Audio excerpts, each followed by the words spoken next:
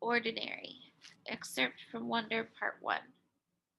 I know I'm not an ordinary 10-year-old kid. I mean, sure, I do ordinary things. I eat ice cream, I ride my bike, I play ball, I have an Xbox. Stuff like that makes me ordinary, I guess. And I feel ordinary inside.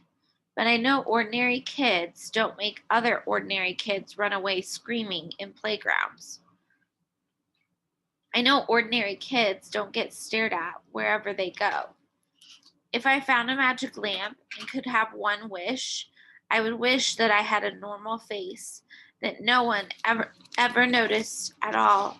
I would wish that I could walk down the street without people seeing me and then doing that look away thing. Here's what I think. The only reason I'm not ordinary is that no one else sees me that way. Augie starts to go to a public school. Mr. Tushman is the principal. Augie has been homeschooled all of his life, and his parents think that he needs to be around kids his own age. They think it will be good for him. He makes a friend at school, Jack Will. They have a lot in common. They both love Halloween. It's Augie's favorite holiday. The bleeding scream. Walking through the halls that morning on my way to the lockers was, I have to say, absolutely awesome. Everything was different now. I was different. Where I usually walked with my head down, trying to avoid being seen, today I walked with my head up, looking around. I want to be seen. One kid wearing the exact same costume as me, long white skull face oozing fake red blood, high fived me as we passed each other on the stairs. I had no idea who he was, and he had no idea who I was. And I wondered for a second if he would have done that if he had known who I was under the mask. I was starting to think this was going to go down as one of the most awesome days in the history of my life. But then I got to my homeroom. The first costume I saw as I walked inside was the door. Inside the door was Darth Sidious. It had one of those rubber masks that was so realistic with the big black hood over the head and a long black robe. I knew right away it was Julian, of course.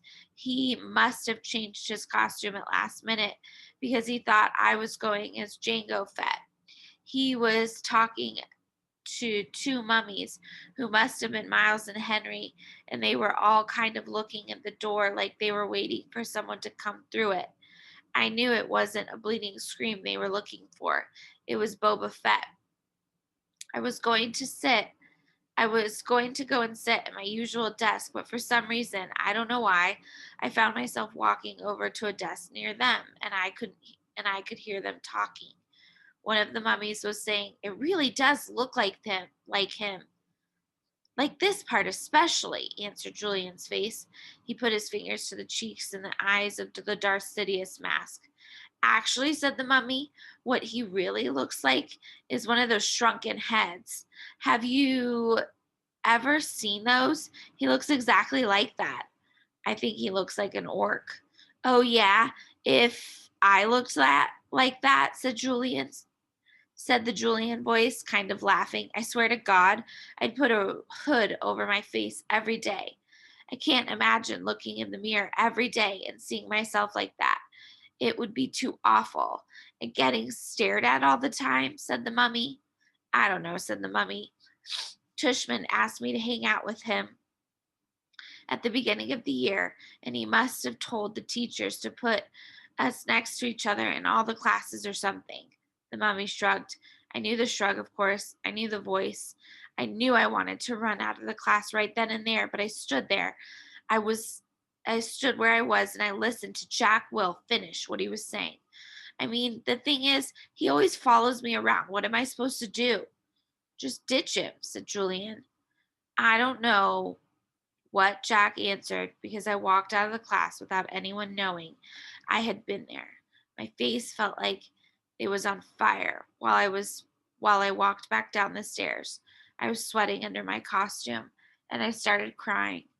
I couldn't keep it from happening. The tears were so thick in my eyes I could barely see, but I couldn't wipe them through the mask as I walked. I was looking for a little tiny spot to disappear into. I wanted a hole I could fall inside of, a little black hole that would eat me up.